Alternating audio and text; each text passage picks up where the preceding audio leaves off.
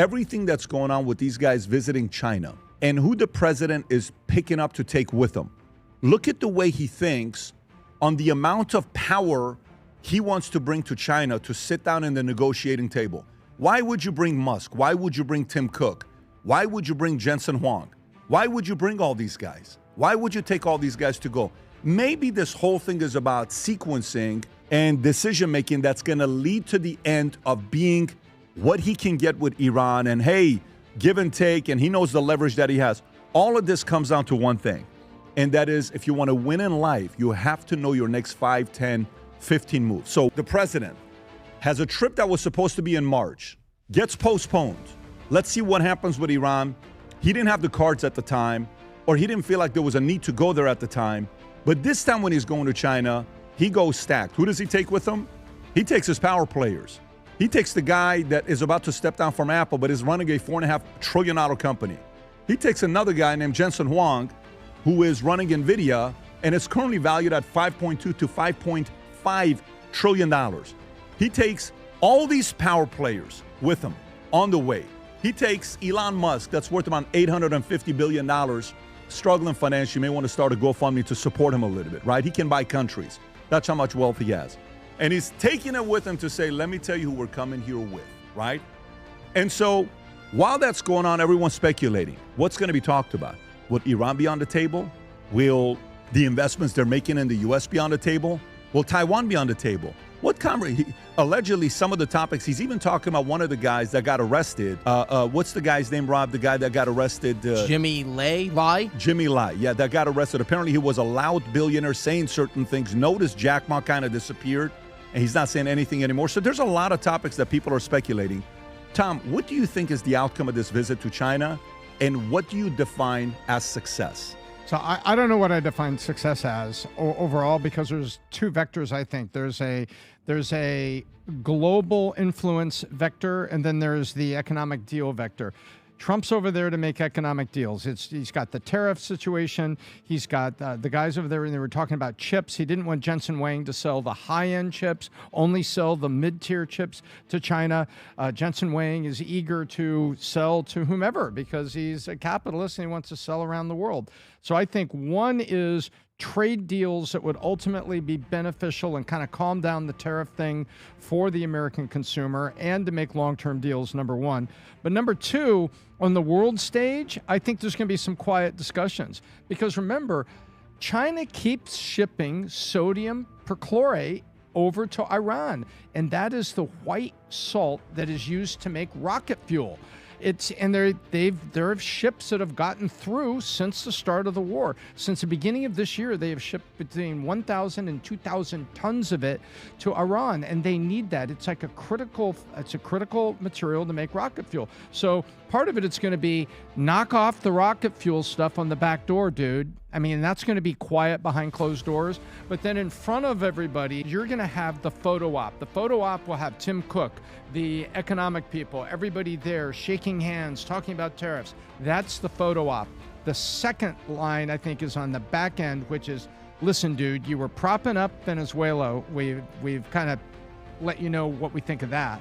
We're working on the Panama Canal, and the crap you were pulling with Hutch is pulling back, and now I got the Panama Supreme Court said this, so let's figure out this canal thing and Hutch selling its position, and let's do these deals. So I think the economic things are going to be Panama Canal, chips, et cetera, et cetera, et cetera. Well, I got three. A lot of photo ops. I like that. I got 3 clips of the president revealing what some of the topics may be. Rob, whichever one you want to start off with. Why don't we go with the first one, providing Taiwan with weapons? Go with that one first if you got it. Go for it.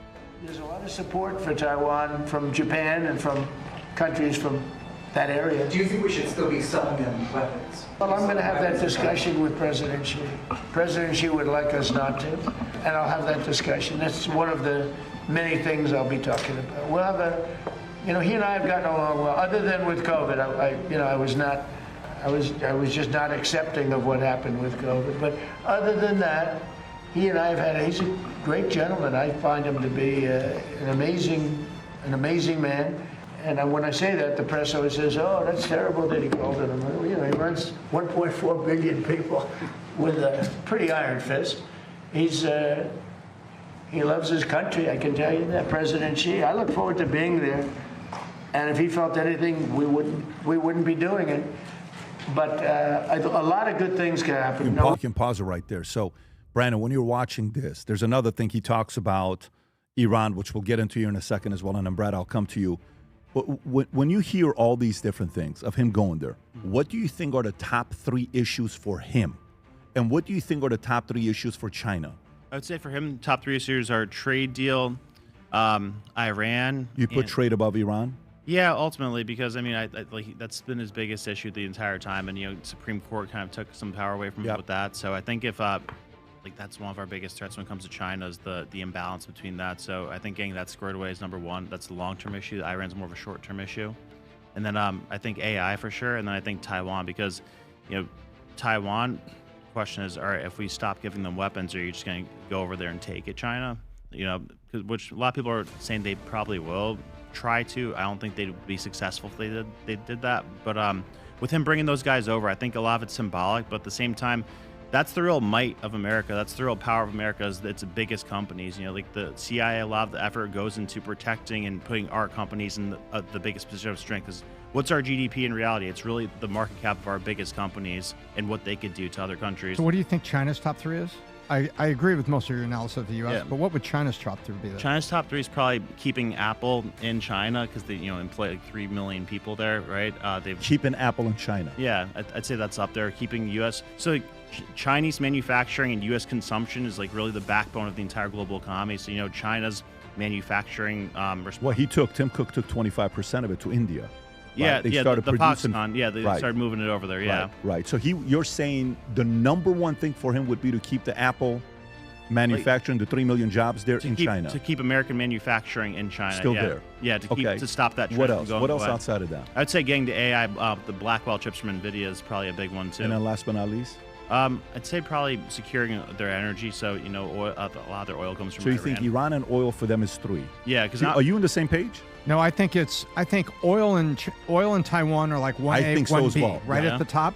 Then I think it's trade and chips. I think it's that simple for Taiwan. Why Taiwan? Because the oil influences the discussions about Panama Canal and Venezuela and Iran. So oil, energy, and Taiwan, I think, were 1 or 2. You know what it is? It's kind of like Taiwan is the word you say to get under the guy's skin. He knows what he's doing. Taiwan is the X. Taiwan is like, hey, talk about anything, but don't talk about Taiwan because that's mine. Yeah. It's kind of like a guy who gets married and he's got a family and he's got a main squeeze, but he wants to make sure his ex doesn't date any of his friends. Make sense? Yeah. So I don't know any better analogy than to give to that. He's kind of like, hey, even though I'm married, you better not date Mary. Okay, I'm telling you, Brad, don't hook up with her. I heard you guys are texting each other. You better not date Mary. I think there's a little bit of, and he knows. He's like, hey, how's Mary doing? And he's a troller. Trump's a troller. Can you see Trump trolling? Yeah. Xi, Qatar. I hear she's really good. I hear she's really good in bed. I hear like they want to talk to. I mean, listen, I'm not calling her. She's calling me. What do you want me to do? Exactly. I think he's kind of doing that. Brad, what do you think? That'd be a violation of bro code. Can't do that. I think he's going over there like a boss, and he's bringing the decision makers with him, which I think indicates that there's probably more of the economics on the table, oil. I also know that I need to read more before I come join these shows. You guys are some well-read individuals. I don't know that they were shipping sodium pichlorinate anywhere. Damn, Tom. Well, that's the problem with Tom. I know. It's like Tom will drop some shit on you. I feel ill-equipped. Ill-equipped. But when I just look at the story, I'm thinking, A, boss move. Why? Trump's a relationship guy. He understands that relationships are the bottom line. China and Russia, we don't want those guys buddying up as much as they have been in the past, right? So it's like, let's bring some power over here. China needs money, wants money, right? So let's bring the money. I'm bringing decision makers. I'm not bringing some representatives. I'm showing up with full-blown firepower so we can shake hands and make a deal and not say, let's talk about it next time. Yeah, and you know what I like about this, Brad? I like the fact that story came out saying Jensen Huang's not going, right? Nvidia. And he knows how important that is for him to go. So allegedly, he calls and he says, you're coming with us. And he's like, I got other things to do. I don't care what's going on. You're coming with us. Allegedly, he says that. Then he tweets out, is this it, Rob? What is this one? This was just a quick report from Reuters yesterday confirming that Jensen Huang wasn't going. Okay, go ahead. Go ahead and put this one in and we'll read the tweet. Go ahead. One CEO not making the trip is Nvidia's Jensen Huang. Yeah. A person familiar with the matter said on Monday. Huang was not invited, the source said, with the White House focusing more on agriculture and commercial aviation matters on the current trip. Nvidia has been pushing the administration to allow it to sell some of its AI chips to Beijing. The White House did not immediately respond to a request for comment. Okay, so this event